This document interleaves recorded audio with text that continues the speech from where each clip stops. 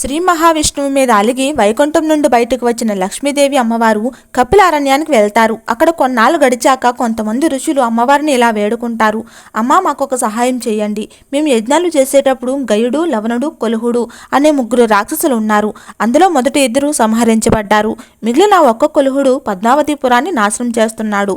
అతనిని మీరు సంహరించాలి అని మొక్కుకుంటారు. తర్వాత అమ్మవారు వారి ప్రార్థనను మన్నించి పద్మావతిపురంకు బయలుదేరుతారు. అమ్మవారు అక్కడ కొలహాసురుడిని వధిస్తారు. కొలహాసురుడు తన చనిపోయే ముందు అమ్మవారిని ఒక కోరిక కోరుతాడు. అమ్మ, ఈ ప్రాంతం మీ పేరుపైనే ప్రసిద్ధి అవ్వాలి, మీరు ఇక్కడే నివసించాలి అని కోరుకుంటాడు. అప్పుడు అమ్మవారు కొలహాసురుడిని మన్నించి అక్కడే నివసిస్తారు. ఇక ఆ ప్రాంతం కొల్హాపూర్గా మారుతుంది. ఆ ప్రాంతంలోని అమ్మవారు మహాలక్ష్మి అమ్మవారుగా మనకు దర్శనమిస్తారు. కొల్హాపూర్ అష్టాదశ శక్తి పీఠాలలో ఒకటి. ఈ ప్రదేశంలోని సతీదేవి నేత్రాలు పడి ఉంటాయి. ఇక్కడ అమ్మవారు ఒక చేతిలో గద, ఇంకో చేతిలో పరపాత్ర, సింహంపై కూర్చొని దర్శనమిస్తారు.